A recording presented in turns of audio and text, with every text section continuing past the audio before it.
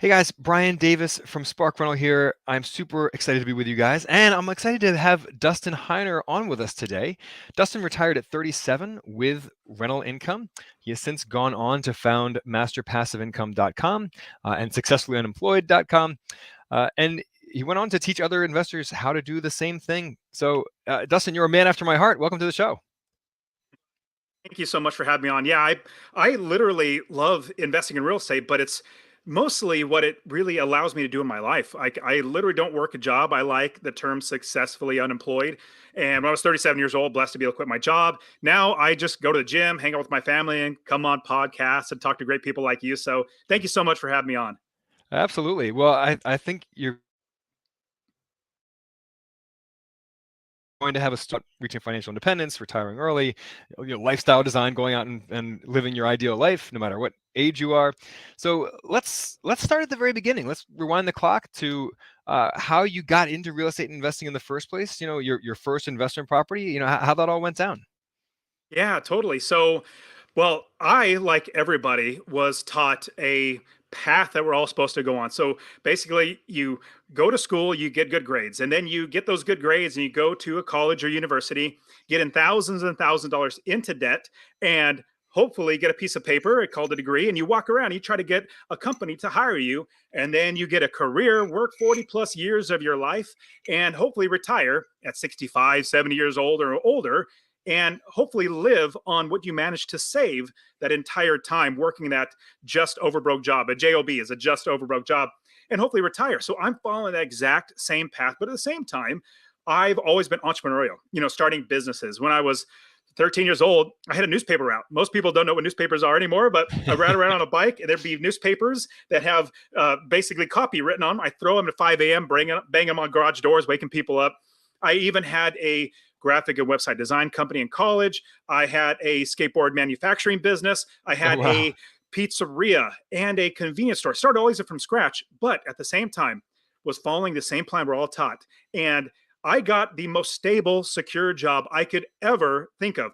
I was in California at the time, working at a local county government and doing technology or IT. So California is not going away, government's definitely not going away, and technology is not going away. So the most stable, secure job ever. But at the same time, I bought one rental property. I was in California, bought it in Ohio, which we can get into that in just a second. But I bought it in Ohio. And I got my first check from my property manager. After everything was paid, it was $317. I realized, oh my goodness, like I didn't do any work. Now I did work once, but now the property's making money for me. I need to become an investor. Well, Brian, you know how it happens. Life starts getting away. My wife and I start having kid after kid. Eventually, we had our fourth child. But here's the story: really shoved me to start buying more and more properties. So when we had our fourth child, I went on paternity leave. That's where the dad stays home with the mom, changes poopy diapers, the newborn baby, and all the good I've been stuff. And there. I, after about 2 weeks, I go back to work. And in that same week that I get back to work on a Friday at 3:30 in the afternoon, I get a call from my boss's secretary, like the top dog. And she says, Dustin, would you please come to the boss's office? I said, sure. And I hung up and I paused for a second. I thought, why in the world did they call me to the office? Like, this isn't normal. And I've seen plenty of movies. Friday at 3:30 is not a good sign. No. And I also started remembering a couple months before I went on paternity leave, there was some rumors or some rumblings going on that there could potentially be layoffs in the county. And I immediately shook it off. I said, no way. I got 14-year seniority here. My boss is thinking I do a great job. We're all set. So I get up after shaking that thought off and I go down the hallway, walking to my boss's office. Now, this hallway isn't very long. In fact, it's kind of short. But Brian, every single step I took, it felt like the hallway got longer and longer and longer. And it felt like my feet became lead bricks because the weight of everything started crushing down me. I could potentially lose my job. Well, I get down the hallway. I turn the corner and I see my boss's door. His door's closed, and I see his secretary there, super sweet, nice old lady. And she says, Dustin, would you please have a seat? And so I go and sit down and I start thinking about my life. If everything that I was told, this entire path that we're told to do, if I get laid off right now, oh my goodness, did I just waste my life following this plan? And then I started remembering or realizing we just had our fourth child. If I can't feed our family, does that make me a failure as a father? Does that make me a failure as a husband, as a man trying to provide for his family? Well, as I'm sitting there, my hands get all clammy, my forehead gets all sweaty because the weight of everything is crushing down on me. Then the door to my boss's office opens up. And out walks a coworker of mine, a lady coworker of mine, and she has a piece of paper in her hands. She is noticeably distraught, noticeably upset. She's not necessarily crying, but you could tell her world has been devastated. She passes by me, and my boss says, Dustin, would you please come into the office? Well, I get up and I go into his office and I get laid off. And remember, this is the government. Nobody gets fired or laid off in the government, but I Yeah. did. The reason why I tell the story, so I hope you learn what I learned. So I went back to my desk after just getting laid off and I realized two things. And I learned two things. Number one, I need to get another job. I need to be able to provide for my family. So I was really, really blessed. Praise the Lord to find another job in the same county. Another department wasn't having the same money issues. So check right then and there, done. The second thing, sitting in that chair, just getting laid off, I realized I need to make sure that this never, ever happens to me again. I need to make sure that nobody has the ability to take away my ability to feed my family. So right then and there, remember, I knew I needed to become an investor, but life got in the way. I said, no longer will I ever let life get in the way. So right then and there, I realized anytime anybody would ask me the question, we all get this question, what do you do? Well, I say, Dustin, what do you do? I would always reply, I do technology for the local county government. Well, I am basically, whenever we answer that, we're projecting the value that we put on ourselves as coming from our job. No, my Right. value doesn't come from my job. My value comes from my family, from my God, and from myself. So right then and there, sitting in that chair, just getting laid off, I said, I will always tell everybody who asks me that question, I am an investor. Now, it so happens that I have my job. That's 100% of my money comes from my job. That's now my part-time job.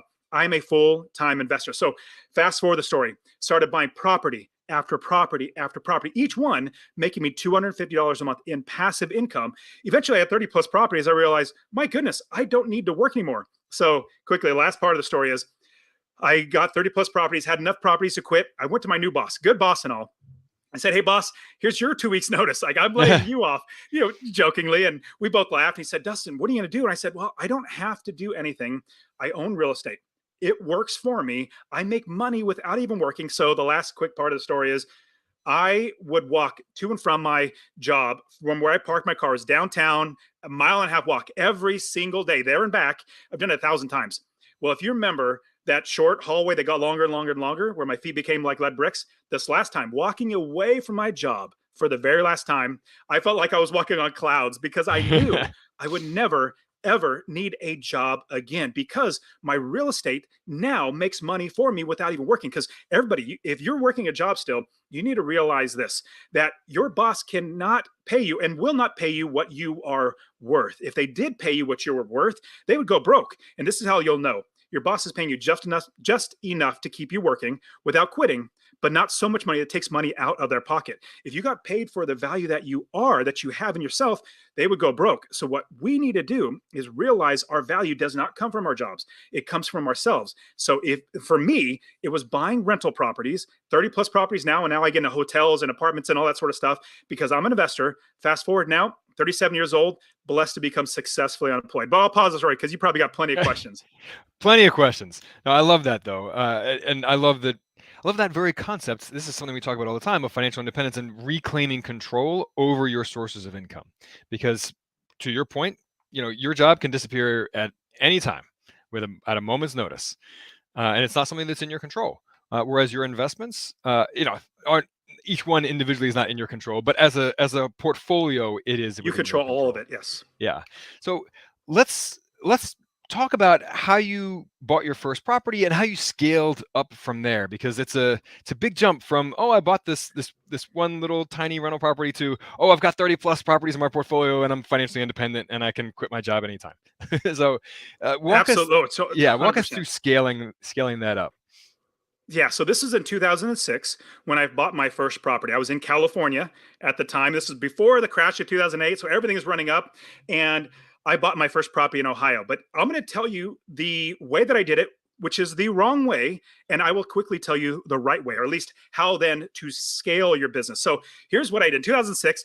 Working a dead end job, that just over broke job. And I was watching TV, late night infomercial came on, said, hey, we're coming to your town. We're going to teach you about real estate, 2-hour free seminar. Come. And I'm like, great, I want to learn. So I go to this free 2-hour seminar and it's all hype, all sales pitch. And then they say, run to the back. It's normally $1 billion, but it's $1,000 today for another 2-day seminar.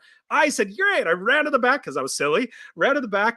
couldn't charge enough on my credit card. I was like, oh, here you go. So I went to that 2-day seminar. More hype, more sales pitch for their $80,000 course, their $100,000. It was all sales pitch. But I took what little they taught me, and I'll tell you this, and you'll quickly forget it. I want you to quickly forget it. So I took what they told me. I bought my first rental property, and my property manager started stealing from me within 6 months. It Oh was no. horrible because I didn't know what I was doing.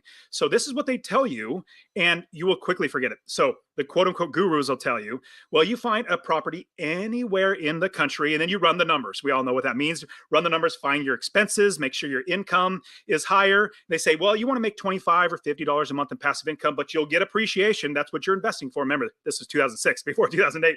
And I didn't. I wanted to make passive income. So I made sure I was making $250 a month, but I don't invest for appreciation. So pausing that bad way to do it. I don't invest for appreciation. I will literally give these properties to my kids. This is generational wealth that I'm creating. Plus, each one makes me money. If I get rid of it, why would I wouldn't make any more money. So they say, run the numbers, find a property anywhere in the country, run the numbers, make sure you're making money in passive income a little bit, then you're going to get appreciation. Then you spend thousands of dollars to buy the property, then spend thousands of dollars to fix up the property. Then you find a tenant, and then you find a property manager. Well, in my opinion, that's just about backwards. What I did that, and my property manager started stealing from me with 6 months because I didn't know what I was doing. But then if I would just hung my head and said, oh, this doesn't work, woe is me, I wouldn't be here today. But remember, I've always been entrepreneurial in my life. And I thought, I'm not recreating something brand new. So this has had to work in the past. Let me approach this from a business mindset. So if you hear me at all, at any length, when I talk about any of this stuff, I always talk about building the business first before you buy any properties. And what that looks like, remember that old way or that wrong way, forget that. This is the right way. This is how I was then able to scale my business. So I bought my first property in Ohio, of all places, really, really low prices, higher rent, so I can make passive income. But this is after I figured out that was the wrong way. This is the right way. We build the business first. And this is what it looks like in an analogy. So if you're thinking about a convenience store, if you want to start a convenience store, candy bars and soda machines and all that good stuff, well, you would not sign a lease on a location, open the doors and set a box of candy bars in there on the ground. You wouldn't do that. You go out of business in 2 seconds. But what you would do is you would build the business first. You get all the gondolas, those are the shelving units, all the candy bars go on, the countertops, the cold storage, the fountain machines, bank accounts, cash registers, insurance, employees, everything in the business before you buy any inventory. Once you build the business, you buy the inventory. Same thing with real estate investing. You build the entire business, and we have experts on the ground anywhere in the country. In fact, my students, myself, we invest all over the country, but we don't buy the property until we have our business built. And then once the business is built, we have the experts who are there on the ground that will help us to make sure we do it right, make us more money, protect us from bad things that go on. And that every piece of property we buy is another piece of inventory that we put into our business. So we build the entire business and then buy inventory. That's how I was able to quickly scale. So that first property, really bad, property manager started stealing from me. Then I hired slow and fire fast, which means you take a long time. You interview the people. In fact, the number one person on they call it team, but in my business, my quote unquote employees or the contractors that I hire, I don't have a team. I have a business. So what I do is I hire, the first thing is the property manager. I look for a property or an area anywhere in the country that has good inventory. The types of homes I want to buy that I can rent and make passive income. My suggestion is $250 a month or more in passive income. Once you do that, you're able then to scale your business. So you find inventory. Great, check. This city has great inventory.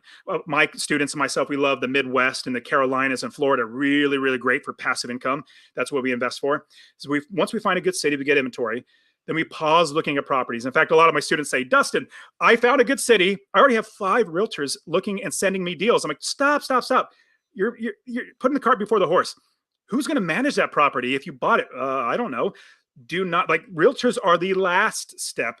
You want to manage and have somebody ready to manage the properties, but then also tell you before you buy the property if it's a good property or not. One quick last thing, I'll let you jump in. Quick last thing I'll say is I have lots of people come in and say, Dustin, I bought a property, did everything those gurus did, and then I tried to find a property manager, and every property manager I called said they would not manage it. They would get shot there, so they're not going to manage it. I said, well, sadly, you no longer have an asset. You have a liability. Well, how much better it would be instead of calling and saying, property manager, I bought this property. Would you manage it? And they say no. Say, property manager, I'm looking to buy this property. I've already talked to you. You already know me. You already know what type of criteria. I already want you to manage my property. I'm looking to buy this property. Number one, how much will it rent for? Number two, will you manage it? Number three, what's the vacancy factor? What type of clientele? You ask all the general questions. If they say no, they won't manage the property, then you don't buy it. You save all that time and money. If they say yes, and they tell you how much it could rent for, that's when you then proceed, because these are experts, just like your insurance agents, your expert, realtors, other wholesalers, contractors. Like, we get all the experts, because I'm not the expert in these cities that I invest in 5 or 6 cities now. I'm not the expert. Right, 'cause My you're not local. employees, my contract, yes, I build the business. They are the experts. In fact, students say, Dustin, you invest in the city, you're the expert. I'm like, no, no, no, no, no, I'm not. I know a little bit, but my experts are the people that I hire that work in my business. Does that all make sense? Makes total sense. And, so there's a couple things that I love about what you just said. First of all, I've been burned many times by bad property managers. It's It's and horrible. especially the lower end the property is, the harder it is to find a good property manager, because good property managers don't have to work in those difficult areas where the margins are low and the profits are low, but the work is higher. Uh, so I also love that you invest for cash flow first. It's something that my partner Denny and I talk about all the time, that you can accurately predict cash flow. You can't accurately predict depreciation. So invest for cash flow, because you can never have to buy a bad investment again if you invest for cash flow, because you can punch the numbers into a calculator, and within a pretty narrow margin, you'll know exactly what kind of yield you'll get out of that property, and that will just go up over time. But we had a couple questions here from an audience member, and I want to start with something you just talked about: hiring property managers. How do you screen property managers? How do you find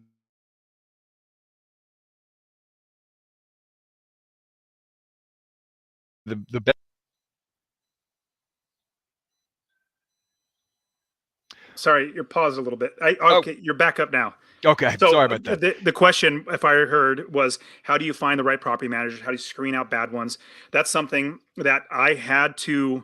Well, let me give you this way. I had to learn it, number one, but number two, it's really, really not that hard when you know the right questions to ask. But let me give you an example. So what the guru, quote unquote gurus, will tell you, and what they told me, just find somebody, and they say they're a property manager, have them manage it. Well, I did that, and my property manager started stealing from me. Well, I realized if I were to create that entire convenience store, an entire business, and had all my money in it, all my, like, everything set up, and then I see somebody walking across the street and say, hey, you got a pulse? Come on in here, manage my property, or manage my business, manage my inventory, manage my customers, manage my money. No, you wouldn't do that. You would interview them. And like I said, you would hire slowly, but then fire fast. You hire them very slowly. So my suggestion, this is what I teach all my students. So I have a list of 22 questions and answers, the right answers that we're looking for our property managers. And what we do is we interview multiple property managers multiple times. So now I would say at least 5, 6, maybe 7 property managers to get started, and interview them at least 2, 3, maybe even 4 times. Now, don't take too much of their time, but you want to make sure they're going to call you back. Number one, make sure that they didn't snowball you on the first interview. Make sure that they're actually going to do what they say they're going to do. But that is how you screen for good property managers. And here's a quick tip. If a property manager that you're trying to find, they're trying to earn your business, if they don't call you back in 24, 48 hours, a week, if they don't call you back before they have your money, imagine how bad it's going to be when they have your money. Like, I'm not Oh, going to call this absolutely. dude back. I got his money already. So Yeah. what we do is we hire slowly, and we interview many property managers multiple times, and then the cream eventually rises to the top. Like, you re-rank everybody. Like, the number one, hey, I'm gonna go with this one company. Then I have a backup. Then I have another backup. But that's the biggest thing: is your property manager is the quarterback of your team, saves you money, makes you money. Make sure you're doing everything right in the business, because they're not going to want to manage a bad property, and they know you are their customer. The landlord, the owner, is their customer. The tenants are not their customers. We are. So that's how we screen for good property managers. But when a property manager starts going bad, we give them one chance, like, hey, correct this. But if they do it again, we fire them and we get somebody else. But we already have a backup. Remember, before we buy any Right. properties, we know the city, and we have a list of 5 or 6 property managers that we like. Okay, the first one went bad. Who's the next one? We've already did all the work. Get them right into it.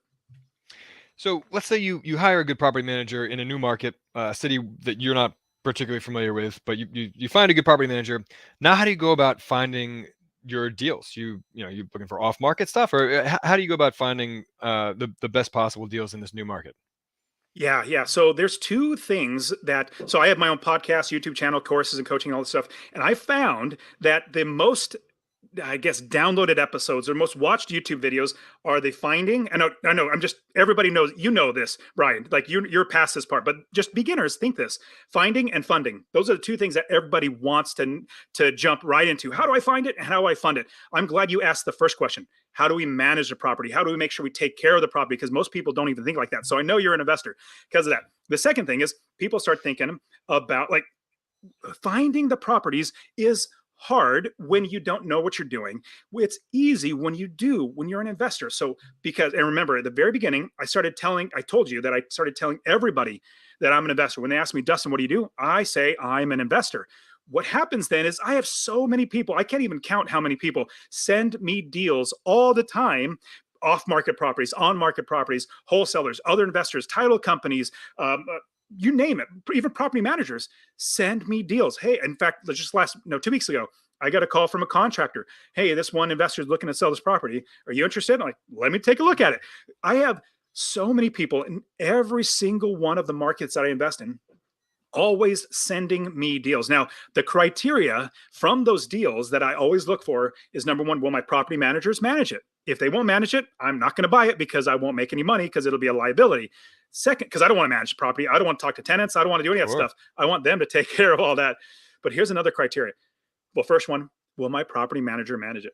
Number one. Number two, will I make $250 or more in passive income from each and every property that I buy? If I don't, I try to lower the price so the passive income goes up. And here's why I went with $250 a month in passive income, because I realized it's easy math. Like real estate investing, it's very simple when you think about it.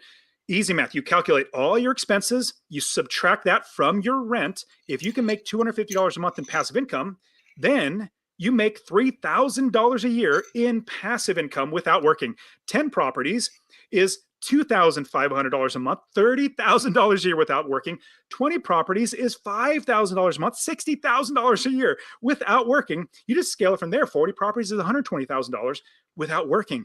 And on top of that, it's scalable because you have the entire business. I knew, in fact, I asked my wife, I said, hey, honey, how much money do we have in our expenses every single month? Like, how much money would we need for me to quit my job and become successfully unemployed? I remember the number specifically. It was $4,200, taxes, mortgage, insurance, food, all that sort of stuff. $4,200. I said, check. If I get 20 properties that make me $250 a month, that's $5,000. I'm literally $5,000 a month. I'm literally financially independent, financially free to quit my job.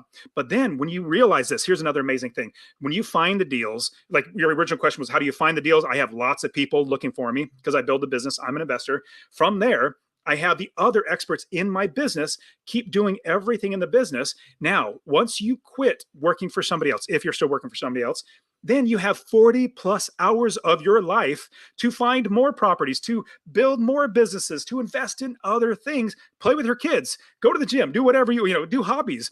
That's what I realized. As soon as I quit my job, I started making more money because working that job, I was losing money working for somebody else. But now, once I built myself out of that job, then I have that much more money and time. Then I can find more properties and have other people find those properties for me.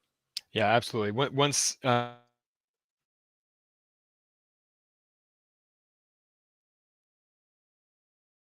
so Terry also asked, we had another question here.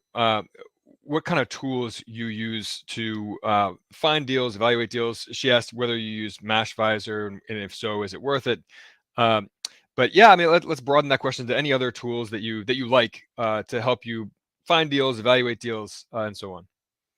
So as far as finding them, it is really simple. I just have lots of people finding me deals. So like I've already gave you a quick list: wholesalers, realtors, other investors, property managers, like lots of even title companies have sent me deals. So like, hey, this is just fell out of escrow. Would you? So we build a business, have lots of experts working for us. Now in analyzing the deals, honestly, I am Math is not my first subject. I like math, don't get me wrong, but I'm not good. Like if I play golf, I have to think, okay, that was one stroke, two strokes. I go back. Math just like numbers go in my brain and they flutter away. They literally disappear.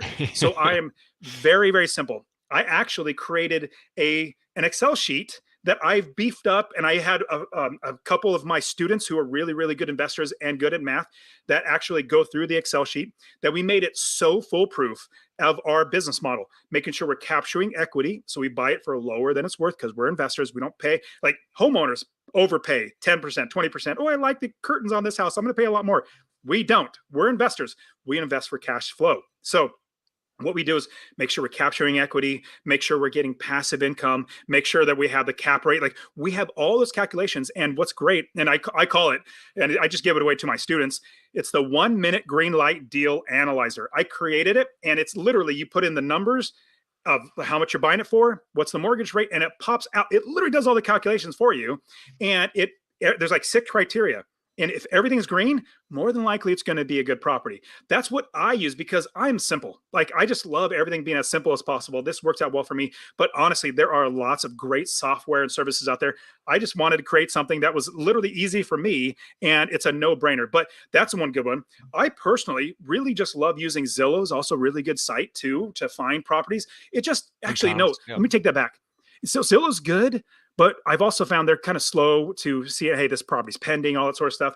But what Zillow is really good for is finding new areas of the country to invest. In fact, we have coaching calls where I have all my students on coaching calls, and they say, hey, somebody new, hey, I want to find a new area of the country to invest. I said, this is my favorite things to do with my students. So I pull up Zillow, share my screen from Zoom, and I said, let's just throw it dart at the board. Let's look. Okay, let's start zooming in. When you see more of those red dots start popping up and they see the price points, I love using Zillow to help me find new areas of the country to invest. My students, like I said, invest all over the West Coast. Not sorry, West Coast.